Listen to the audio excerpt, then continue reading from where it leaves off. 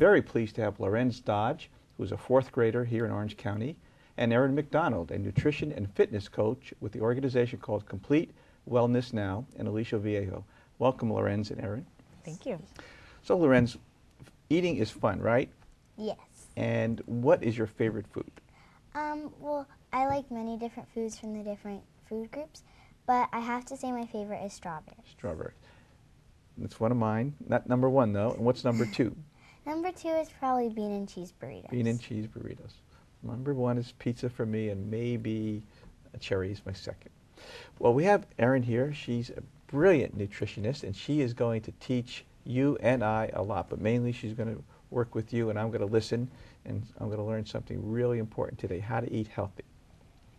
Well, what we're going to do today, Laurenz, is we're going to try to construct some breakfasts and a lunch on a healthier way of eating. And I think the most important thing I can teach you right at the beginning is if you can remember to eat the colors of the rainbow, and we can have all kids eat like that, then we're going to have kids eating a lot better.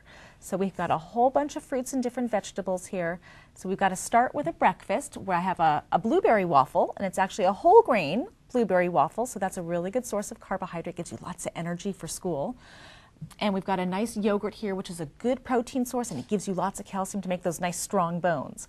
Now, if you could pick at every meal at least 2 different colors from the rainbow, that would make a perfect meal. So why don't you go ahead and pick any 2 colors you want and put it with breakfast, and as much as you want. For breakfast, I'll do some strawberries. That sounds wonderful. Oh, that's your number one. Yeah. And also maybe some blueberries on top of the blueberry waffle. What a great choice. So you look at something like that, and that is a very nutritious, complete meal. And it's delicious because look how sweet it is. All that fruit, it's going to be so sweet. And you've got the blueberry waffle, which will give you lots of energy. And again, the yogurt, which makes it a really complete meal. So I think a breakfast like that would give you lots of energy for school, where you're going to concentrate, and you're going to be able to learn a lot in class. Or if it was a weekend and you were hanging out with your friends, you can go out and play and dance and have a lot of fun and have lots of energy to do so. And then you won't be so hungry. Now, if we were talking about lunch, whether it's maybe school lunch that you want to take in your lunchbox or your lunch bag, or even, on a non-school day and you wanted to have lunch at home, I made here a sandwich, and I made it on whole grain bread, and I cut it into a heart shape, because I always think that kids who have sandwiches cut into fun shapes like stars or flowers or hearts think it's much more fun to eat than just a plain sandwich. So we've got a sandwich on whole grain bread, and we put a piece of string cheese on it as well for a good piece of protein. Now it's up to you to decide.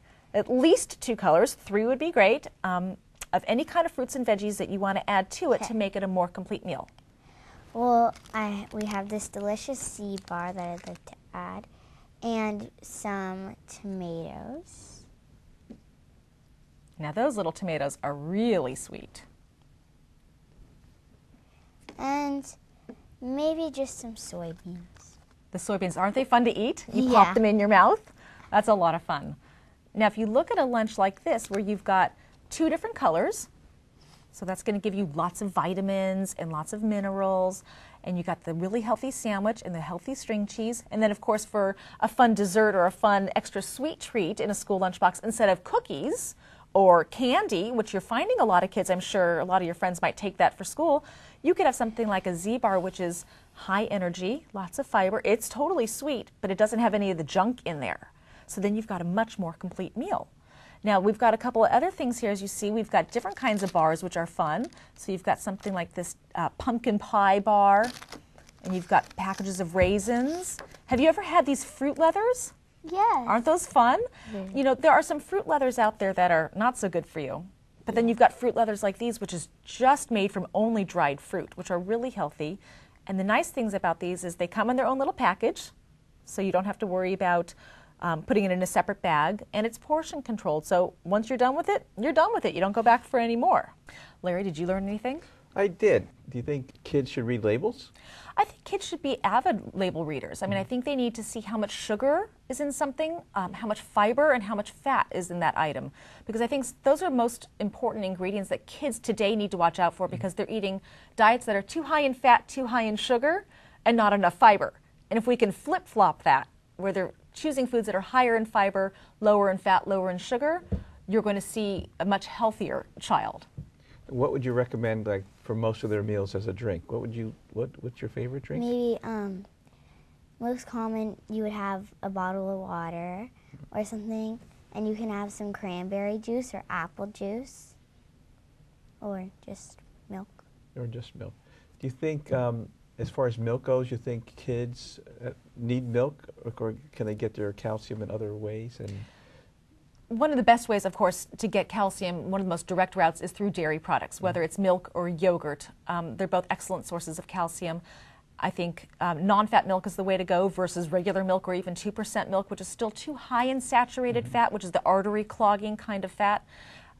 But there are kids out there who don't like milk and who don't like dairy products, and there are other food sources of calcium, and even if your child doesn't like those food sources, there are calcium supplements. But getting calcium is probably one of the most important minerals for kids today to make strong bones.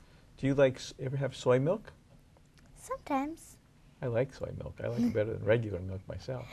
Is soy milk good for kids, you think? Soy milk is great for kids. You know, there are plenty of kids out there who have an allergy or an intolerance to lactose, which is the sugar that is found in milk.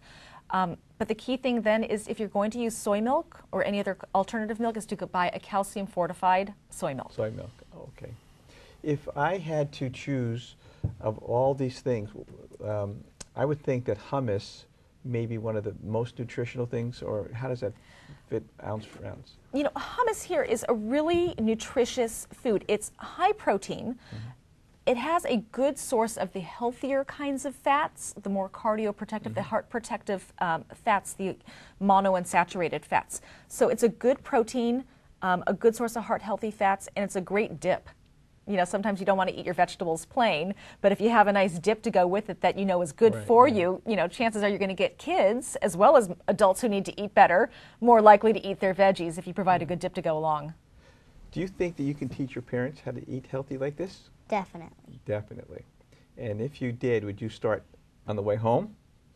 Probably when I get home. Probably when you get home. start That's a good idea. explaining This is for Erin. Do you think that combining certain foods cuts down your metabolism, or increases your metabolism? Some people have advocated combining certain types of food increases your metabolism as a weight loss method, or is it simply calories in and calories out? The bottom line with weight is calories in, calories out. You need to create a calorie deficit where you're burning more calories than you're taking in if your goal is to lose weight. I do feel that each time you have a meal or a snack, and it's important to eat quite often to keep your metabolism high, that's the key thing, but to have the right kinds of nutrients. You want to have a lot of fiber, you want to have a good lean protein source, and you want to keep the fat level low. And if you have lots of fruits and vegetables at each meal, where you're looking at your produce as the main part of your plate and the protein and the grain as your side dishes, you're going to be much fuller for a longer period of time. You're going to get better nutrition, and you're going to have an easier time with weight management. This looks like a foolproof method. All we have to do is I've learned a lot today, and you're a great guest, Laurenz. Thank you. And Erin, thank you so much. I learned a lot. You're welcome. And I guess the message is, what do you think the message is? To eat healthier and have a more variety of fruits and vegetables. And the color of the rainbow. Laurenz, Erin, thank you so much for coming.